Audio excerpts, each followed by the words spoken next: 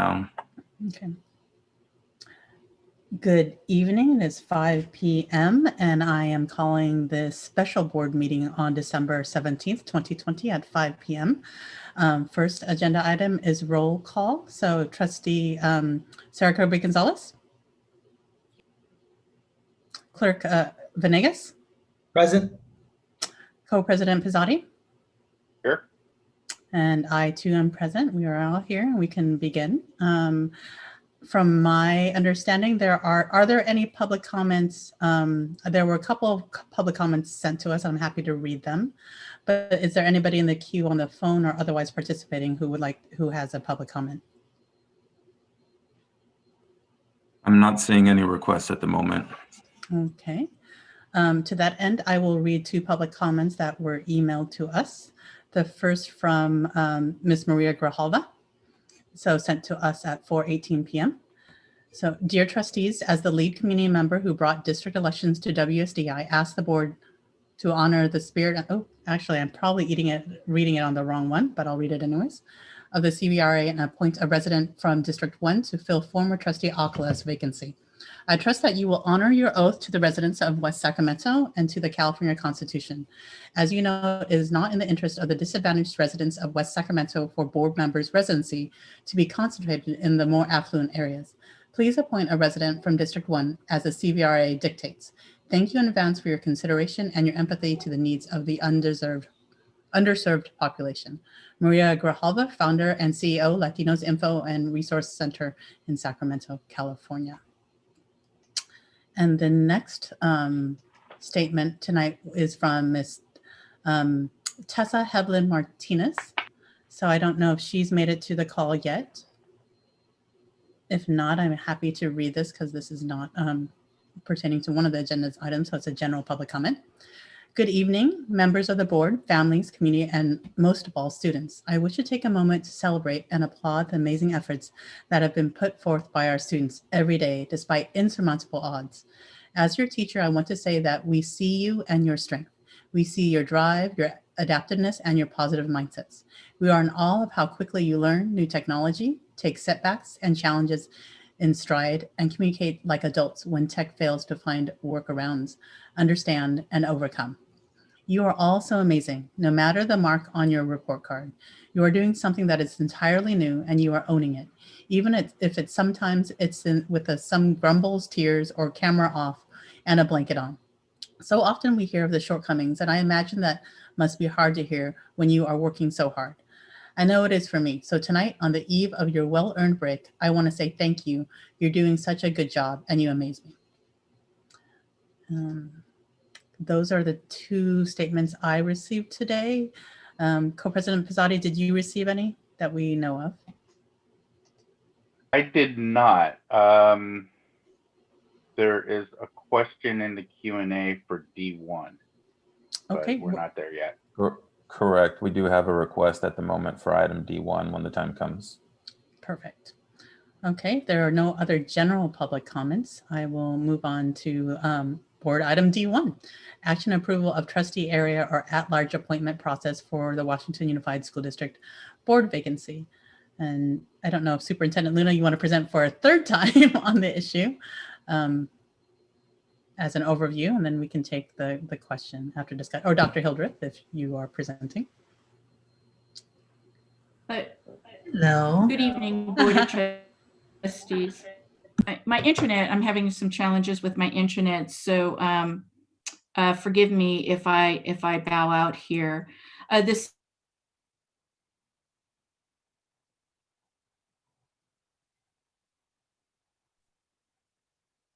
I think we lost her. At least I can't hear her.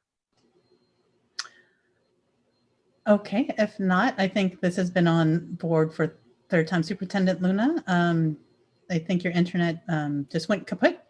So again, this is in regards to appointing somebody. Trustees, are you able to hear me? We can hear you now. Go ahead, Superintendent Luna.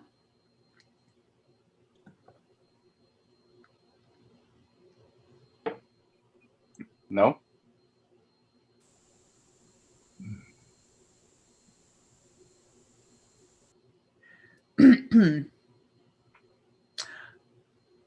I think that we know what this is about. This is actually appointing somebody to the open seat that former trustee Norma Alcala vacated when she was elected to the city council seat and signed her papers on December 7th.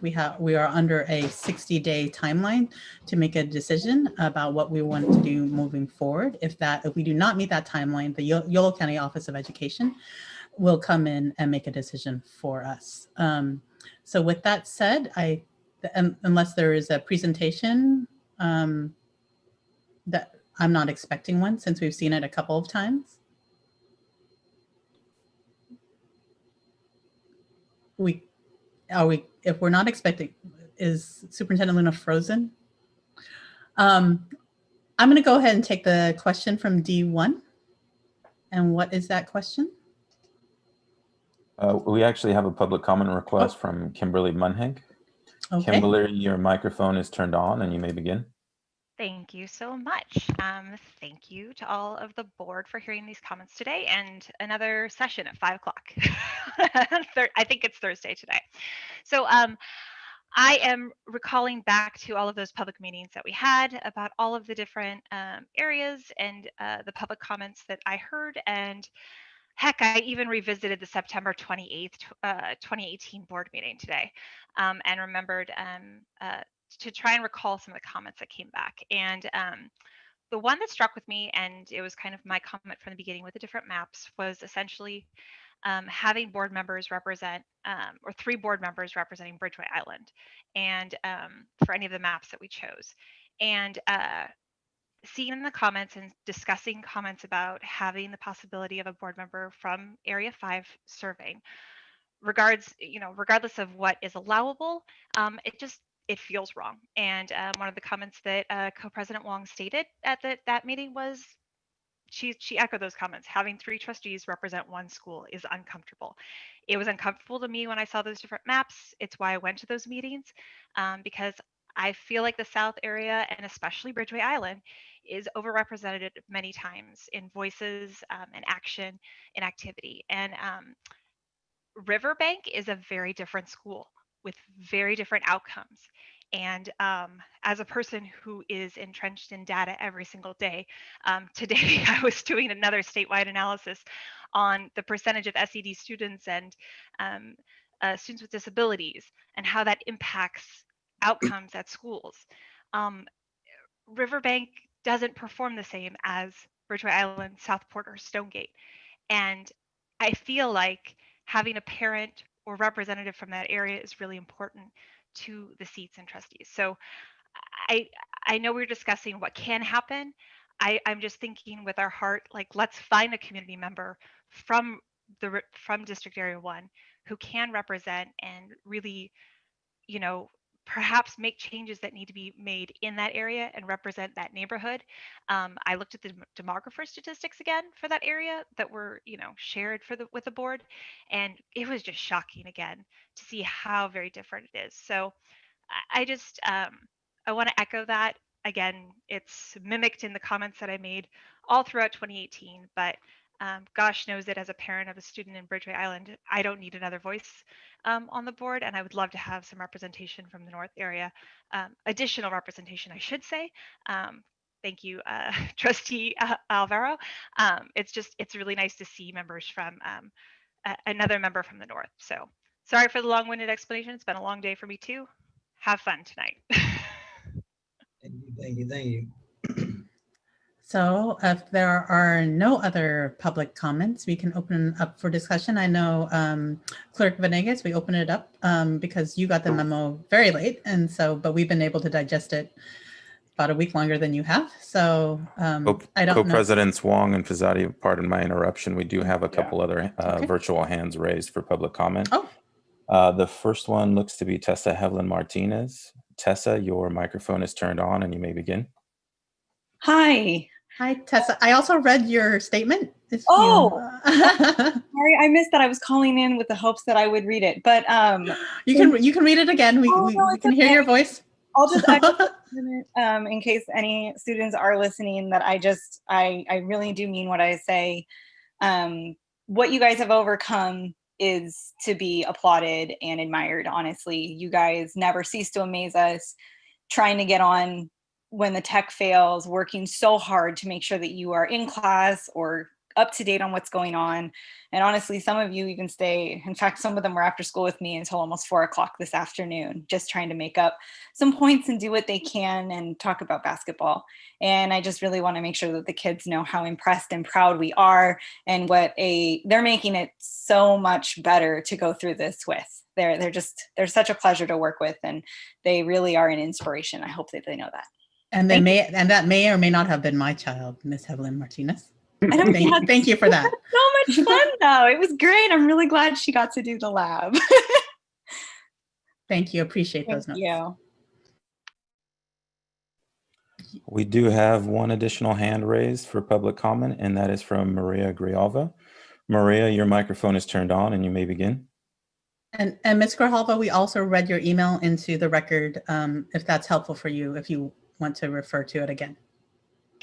Thank you so much. I don't know if it went to Trustee Venegas, and so I actually tried to send it to him via Face Messenger, but I didn't end up doing it. But I wanted to say dittos to the first commenter. She actually reflected everything that I wanted to say. If any community member in West Sacramento is loud, it would be me. And so I don't think I need to say any more. And I'm actually physically in Grand Junction, Colorado, because this is where all my grandkids are at. And so I'm over here until Christmas. My kids go to Westfield Elementary, and those are the kids, Gladys Aleman, and the kids that I had at my house that you saw when they got the big bruise in the face, remember? Those are the political refugees that I received at my house for a year and lived at my house, and are now just at the corner of Maple and Michigan, and they're actually independent now. Gladys is, thankfully. So anyway, you might say that I speak for her because she doesn't speak English. And so Gladys needs someone else besides Trustee Venegas. And so I really think that everything has been a learning curve for all of us. This has been a phenomenal election year, nationwide, locally. We've just grown tremendously, all of us. And I'll be home for New Year's. And I'm so thankful to be part of this community. And I know you're going to do what's right. Thank you for this opportunity. All right. You have one additional new request. It's from Lucia Lopez. Lucia, your microphone is turned on and you may begin. Hello, Lucia Lopez. I am a parent of Riverbank, part of our PTC, part of our group with Linda Luna, and just wanted to voice just that hopefully that you guys will decide to open up the board position to Area 1, just with Norma coming out of that position in that area. And like, I don't know who previously said it, how they said Riverbank is different. And I can say they are really different compared to a lot of other schools. Just the parents, it is, I know a lot of the parents probably aren't on these board meetings and know a lot about the board meetings and how to communicate their opinions and stuff like that. So I know a lot of parents need their voices heard through possibly someone not necessarily from Riverbank. I know the boundaries do include Riverbank, but I think we do need another voice, another parent from this side, because they are totally different. I mean, the whole equity, I've always pushed that our websites need to be the same, our communication needs to be the same, our Facebooks need to be the same between all the schools. And so I just think we do need another trustee from particularly Area 1 on this side of town. Thank you.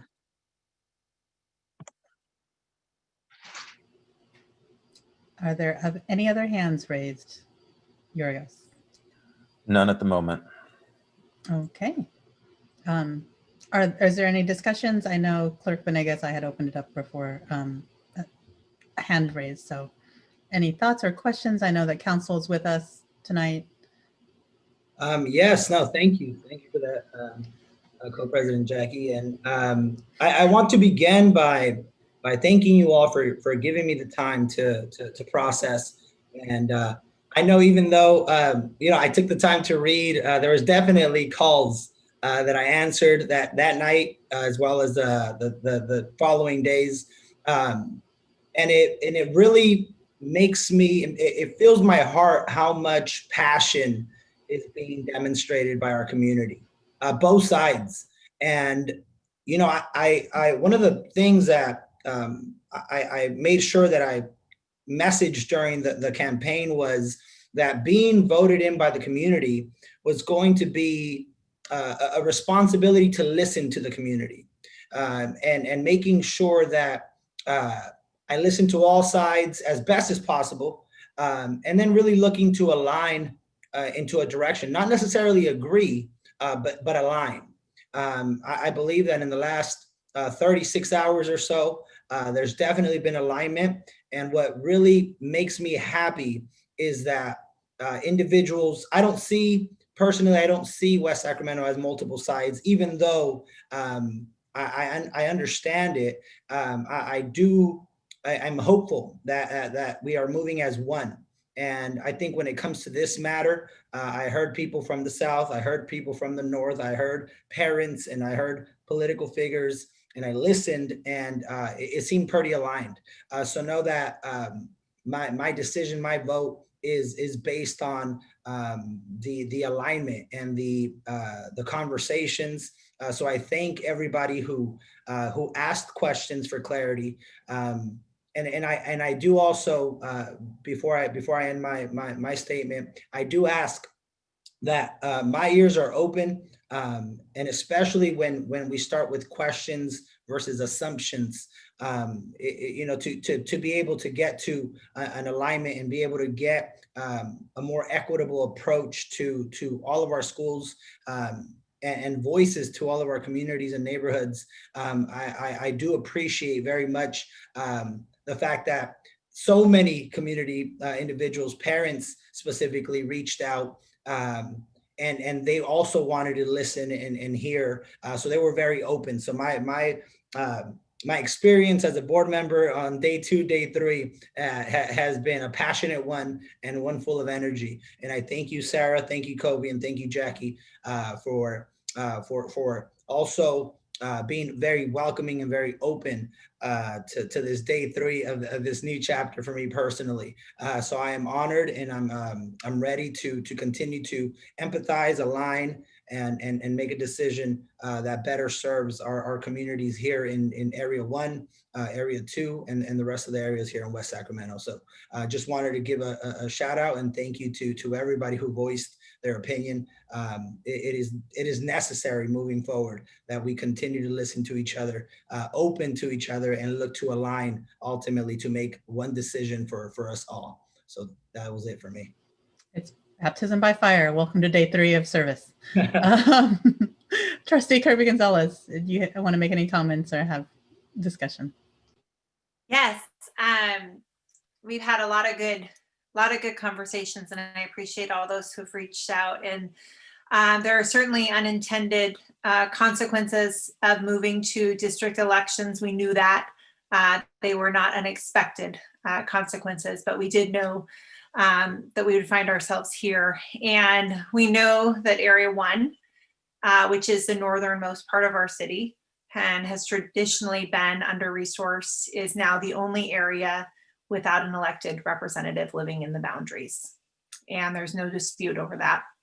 And so that is where my heart is leading me in terms of voices that are needed.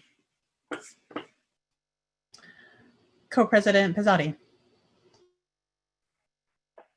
Yeah, I mean, again, I was the only one who voted against area elections right now for this period of time. I wanted to do it in 2022, which would have probably eliminated this this situation, but you know, we are where we are, and I tend to concur with what the spirit of this law is, and in reading what the law states is that if any sort of election were to be had after the move, then it would be held in a trustee area. So I think if we followed that in its natural progression, if we appoint, it would have to follow that same logic. So that would mean we would have to appoint from Area 1. So that's kind of what I'm thinking. I'm thinking if signatures were gathered to force a special election, it would have to come from Area 1. So I think that's kind of where we would have to go with our selection for a trustee.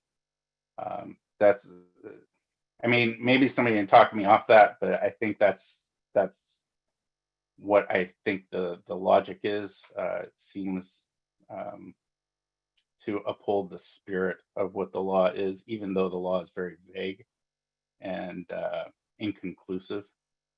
So that's where I'm leaning. No, are you done, Co-President Pizzotti? Yeah, I'm good. That's fine. I think that is correct. Thank you for your words, Clerk Venegas. I think they are very insightful in terms of listening to communities all across. And I don't know, I'm sure everybody's heard kind of the same resonating theme. Even though the law allows us to do something, things that are legal aren't always ethical and aren't always right. Right? That's ultimately kind of where we land here. There are things that we can do.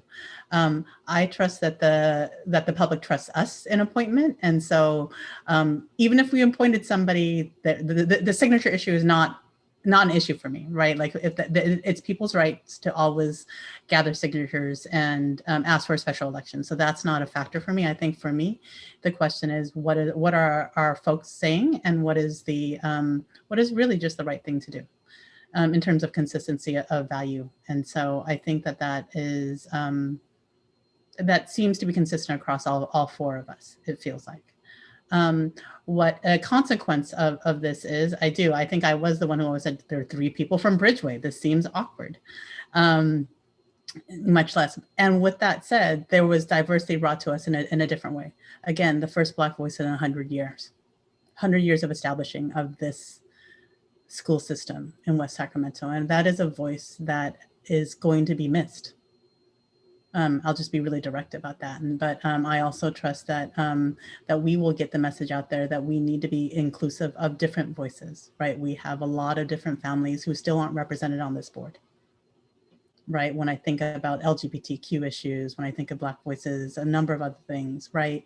That we just need to think about. And we, as a community, everybody who's actually called and asked for this, we do our due diligence to ensure that there's diversity and real diversity and inclusion, not just by a set of boundaries, right? The boundaries are where we start, but also that we have diversity and experience. Hopefully that makes sense to folks, because I think that is heavy on my heart too. So, is there a motion? Anybody? Can I ask just some clarification for tonight? Will we need to, for when the application goes out, do we need to, when will that be? And in the past, we had questions that were on that application.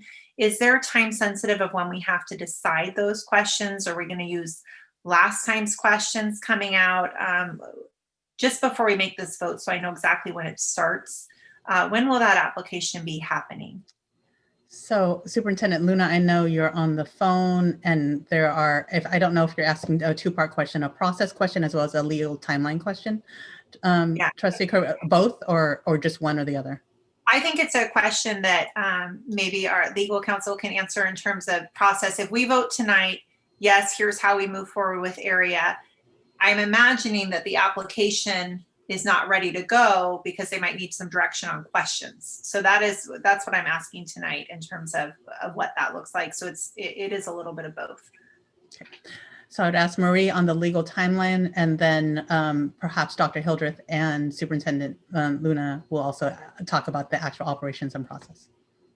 Yes, I think Superintendent Luna, if she's able to connect, can address the application itself. I believe she and Yorgos have been working on that. They just don't know to whom to advertise it. The timeline that you're running up against is that 60 days from former trustee Alcala's resignation. That's the timeline, right? And within that timeline, your policy says you are to advertise and interview in open session a replacement. And so part of your policy and part of the law requires you to advertise throughout the district, including in local media. And so some of those timelines will be controlled by when certain local media can publish. It used to be that local media published every day. We don't live in that world anymore. Maybe they publish once a week. And so there are timelines there.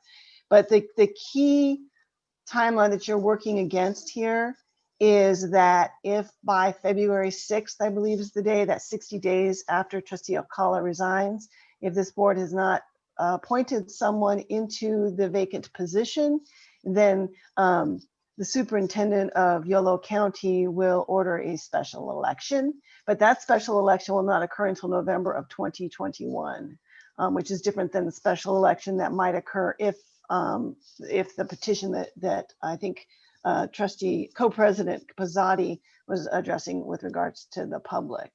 With regards to questions and that type of thing, your policy does call for a non-quorum committee of board members to be selected, and maybe that's something you could do tonight.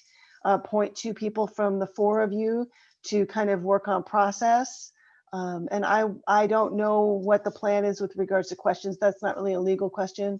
That's more of a policy and practical question. And so maybe Superintendent Luna will have an answer to that. Thank you. So can we advertise until that application has been set? Would we still advertise that? Are those kind of 2 moving trains, or does one happen before the other? I'm just thinking about breaking with staff and yeah, you would need to advertise, I mean, sooner rather than later, because when you return from, you're going to need to come up with a way to make a determination as to whether people met the criteria, right? And so the subcommittee is going to need to the board should set a deadline for applications, and we should backwards map from there, right? So the latest this board, really could appoint someone be the first week in February, but ideally you would do it at least in the second board meeting in January. So I have by Friday, February 5th is when we need to actually appoint, is the drop dead final. So if you want to work back from then, can we create a subcommittee in this process tonight, Marie? Actually, I'm hearing yes. Yes, you should. You should make a determination as to the 2 of you who will be kind of shepherding this through. Great.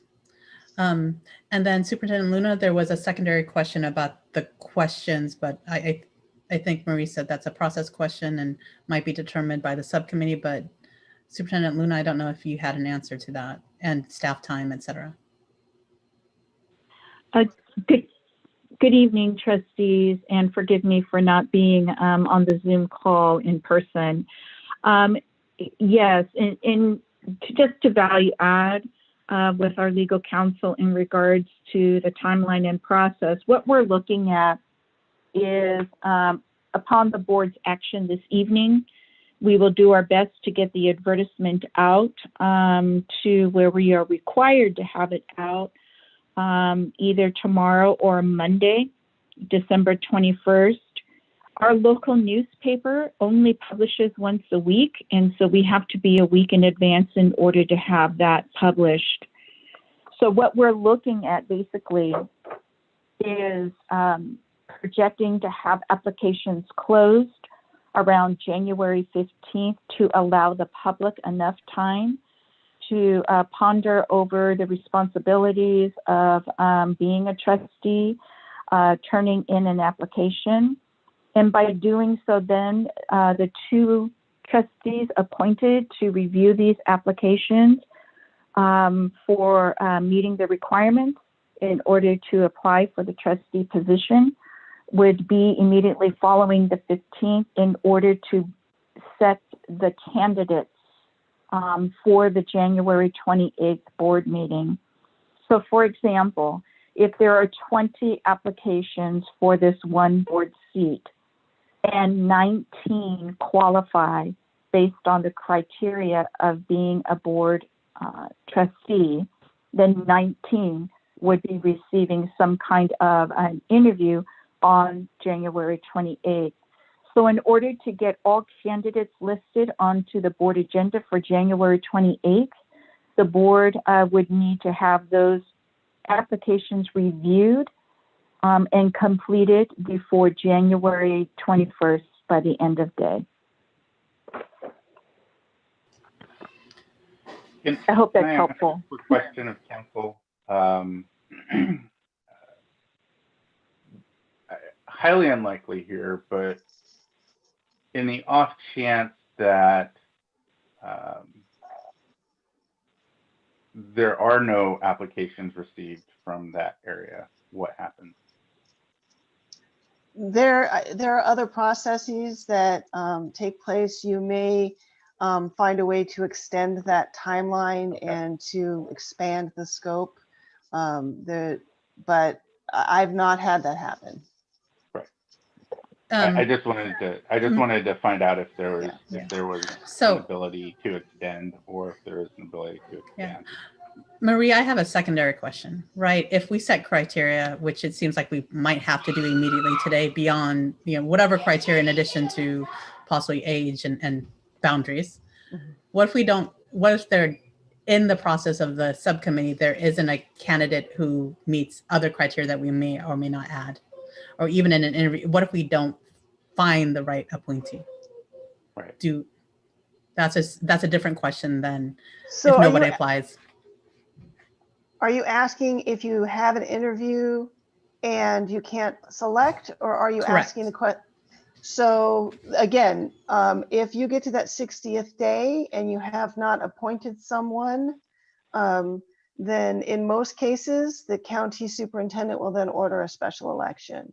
There may be a way to work through that process because it would be similar to what Co-President Pizzotti said. If no one applied, there may be ways to extend the process, but the letter of the law says that if the board has not appointed by the 60th day, that superintendent will order a special election. I have a quick question. Go ahead, Clerk Venegas.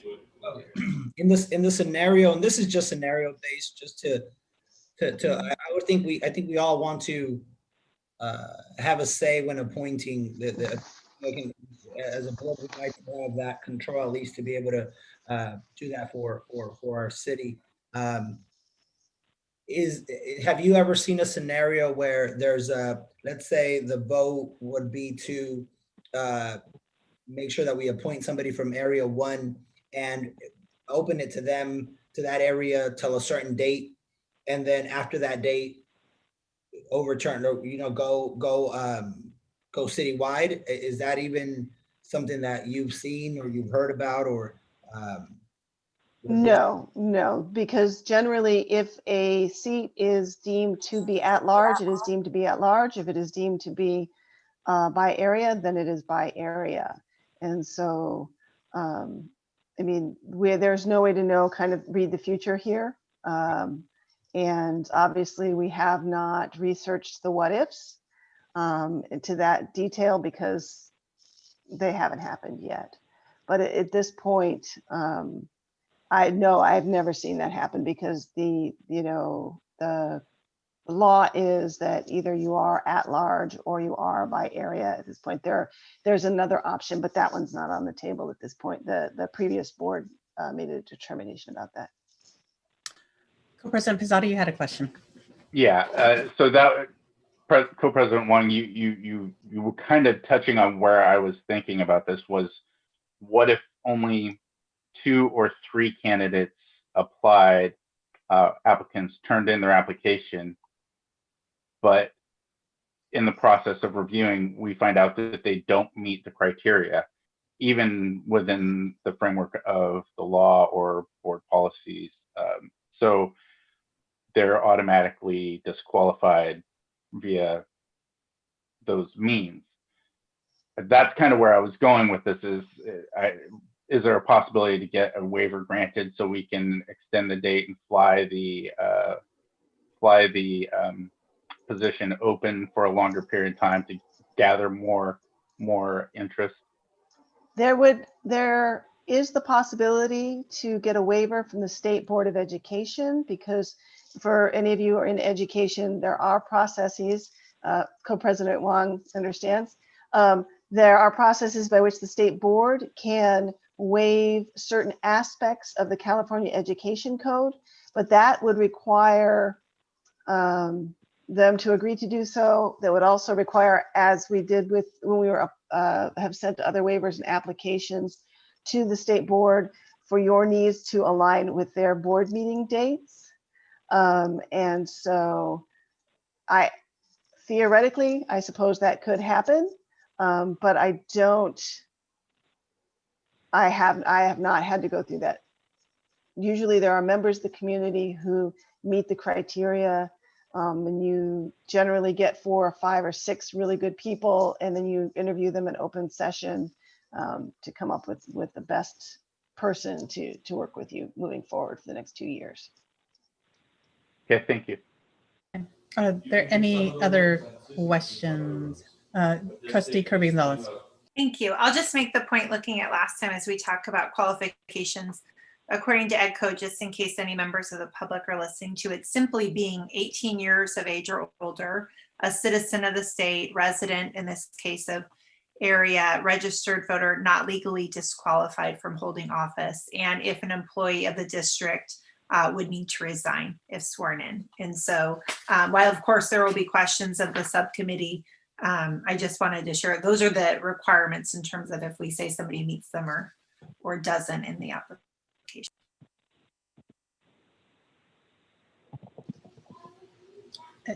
Superintendent Luna, I see you unmuted. Yeah, yes, I'm listening to the board conversation right now and stand ready to answer any questions if needed. Okay. Any other question?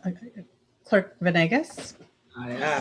Is there, so I know a question that kept coming up when running the campaign out here in Area 2 was the exact map.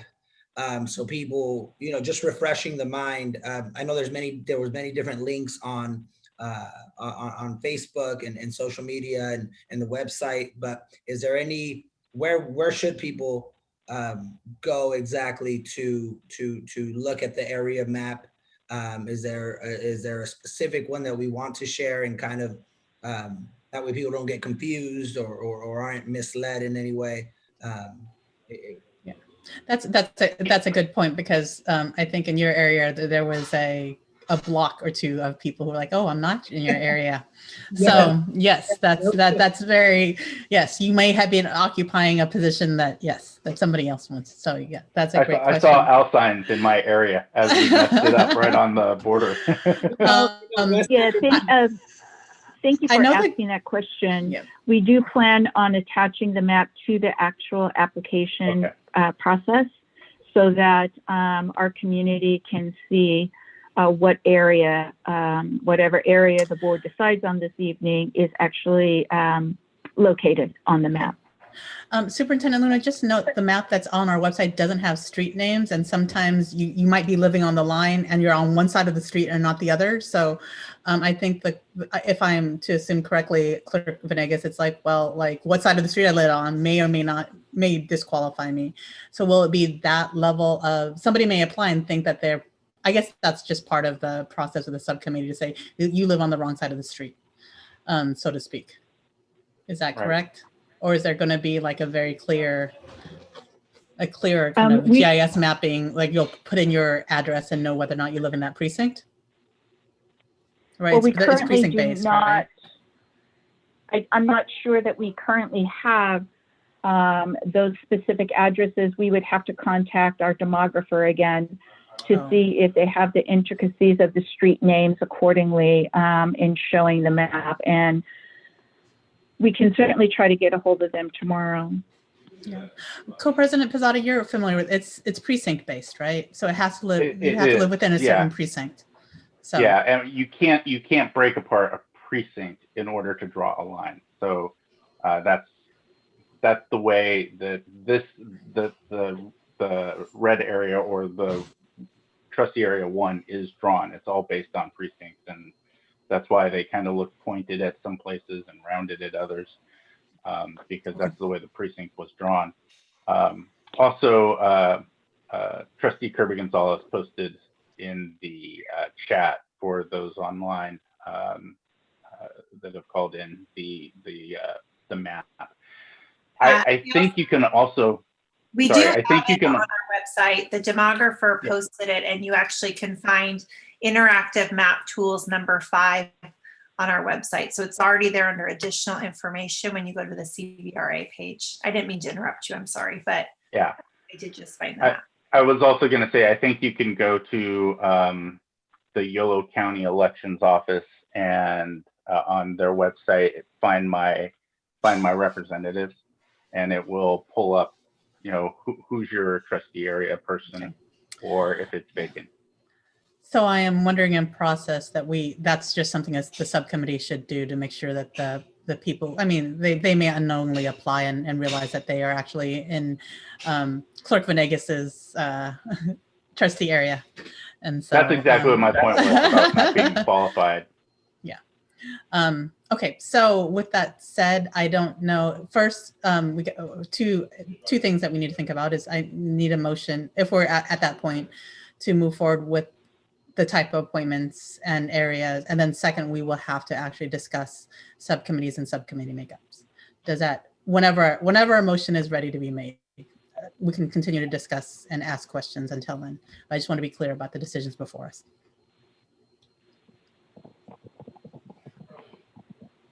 Just waiting for the motion.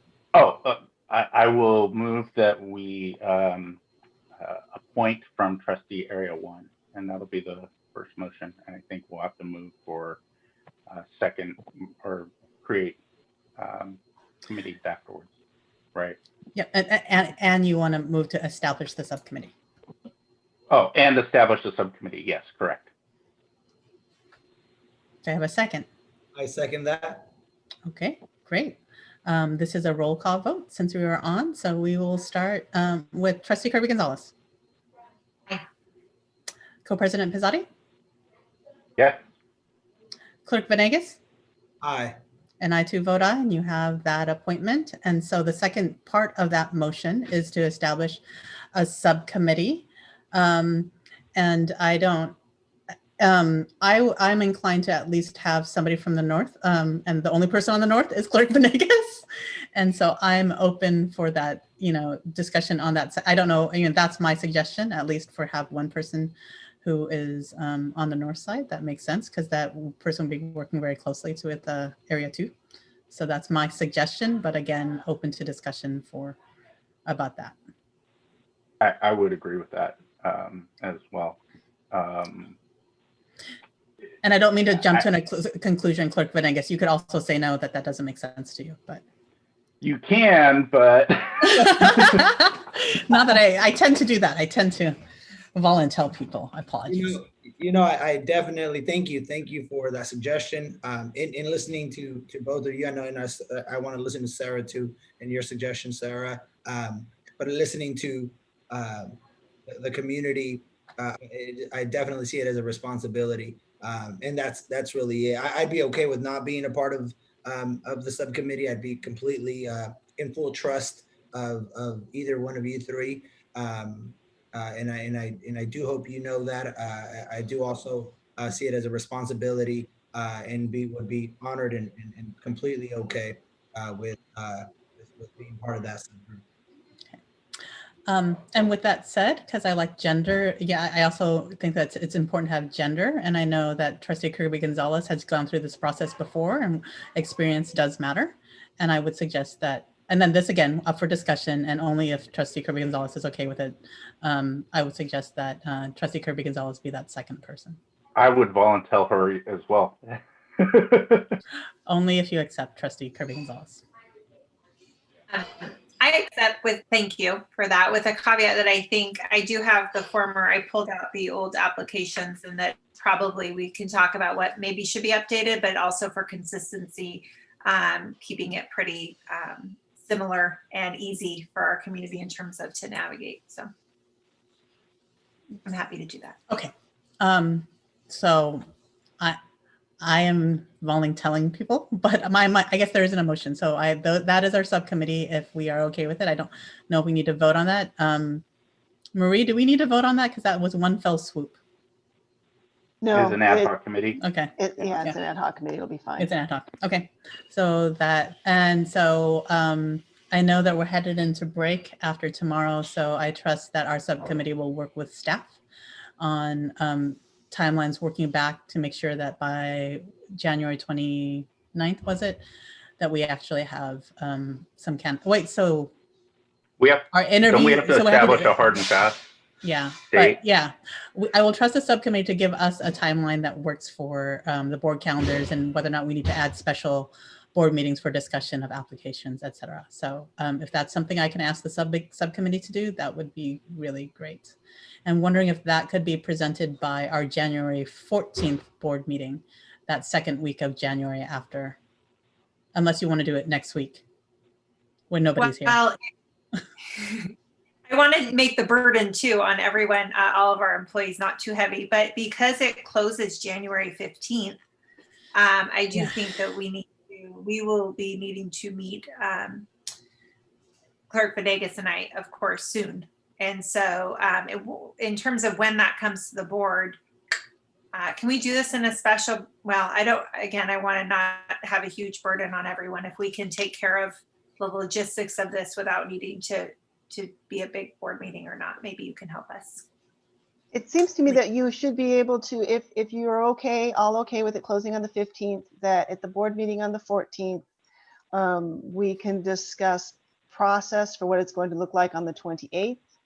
And I'm happy to have a conversation with the subcommittee about a couple of different ways to handle this, because as those of us who've gone through this process before, we know that it's taken place in open session, and we'll have to make a determination, the board will need to make a determination how those questions will be presented in order to make the open session interview as fair as possible.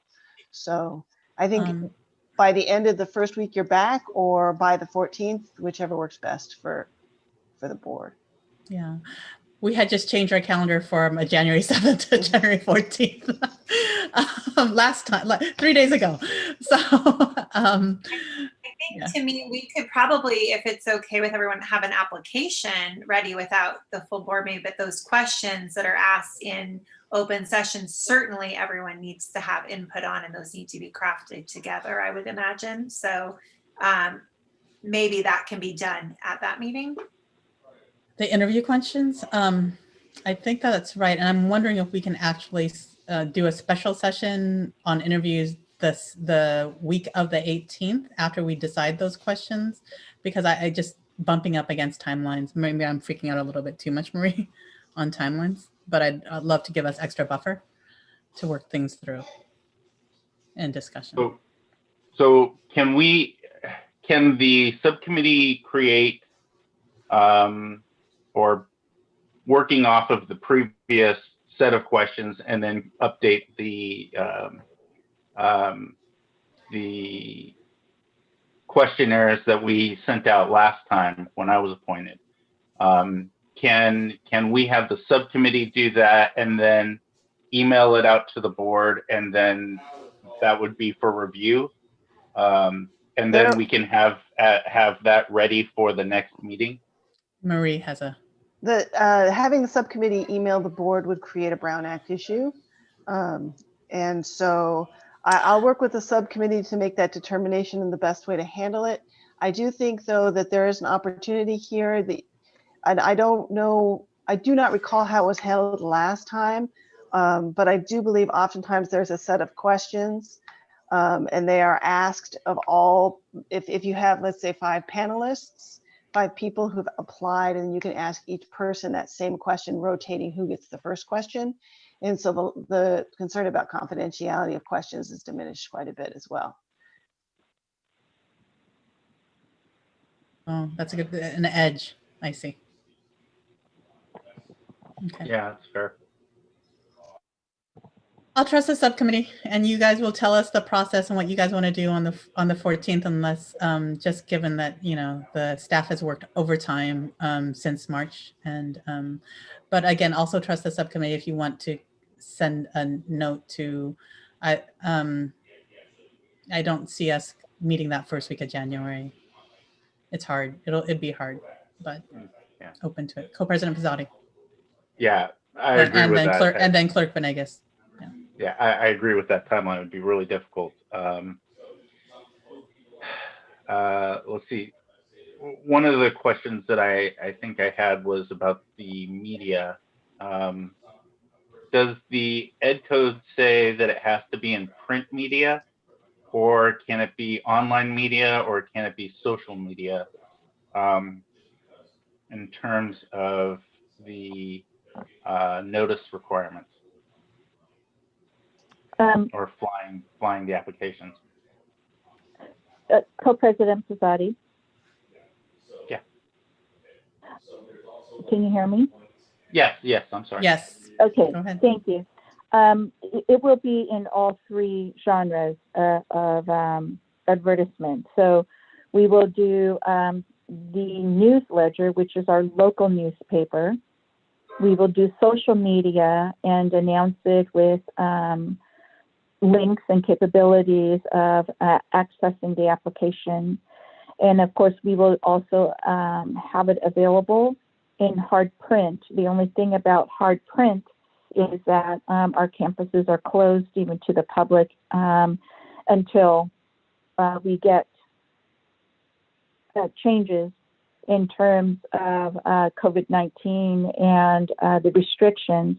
However, we can make them available at the district office. We can put them outside the district office in a folder where people are able to access hard copies as well. Great. Thank you, Superintendent Luna. Clerk Venegas. And this is just, I want to make sure I'm within the parameters of policies and rules and regulations. So Sarah and I we can meet off without, not necessarily on a board meeting, correct? You and I can schedule time to meet. Yeah. Okay. Yeah, but neither one of you can talk to either Kobe or myself, but Kobe and I can talk to one another about, yes, and just talk and wonder what you guys are doing. Got it. I trust Sarah to lead this, and I will do everything I can to make it. Yeah. That was very well put, Co-President Wong. we like to follow the law here. So yes, because especially since we're such a small board, you're unable to talk to 3 on a matter that will be before the board. So you and Clerk Kirby Gonzalez will talk, and then we will just wonder. We got this, Sarah. We got this. We do. Yes. And by that time, Dr. Hildreth, if you're still here, you will be managing this process. This will be your headache. Yeah. And I know this isn't on the agenda, and then Maria might kind of get me in trouble, but Dr. Hildreth, we would love for you to join us during our board meetings on video as part of our governance team in that new year. So we did want Superintendent Luna to do that. Her preference was no, but I talked with Co-President Pizzotti, and we said that we would love to have you on video as part of a team, and so that the public sees that you are definitely I would be honored, and really think that speaks to how we work together.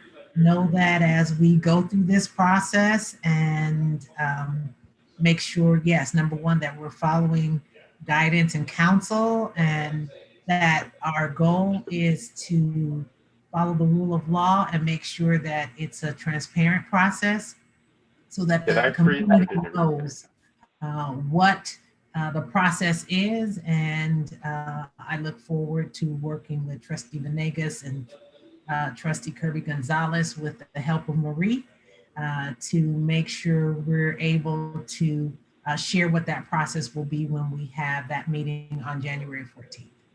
Perfect. Okay. Are there any other points of discussion regarding this specific issue?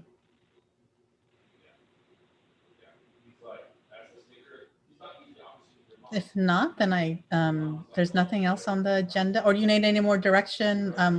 Clerk Kirby clerks. Clerk Venegas, Trustee Kirby Gonzalez. You guys want to be co-clerks? This seems to be a thing. You sure?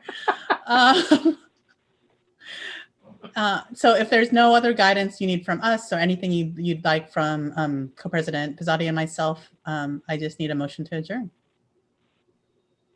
So moved. I'll second. Okay, roll call vote. Clerk Venegas? Aye. Co-President Pizzotti? Aye. Trustee Kirby Gonzalez? Aye. And I too vote aye. And this is our last board meeting with Superintendent Luna. Thank you, trustees, for everything, and I wish you all the best in this coming year. Yes. Thank you. Thank you for Superintendent. everything.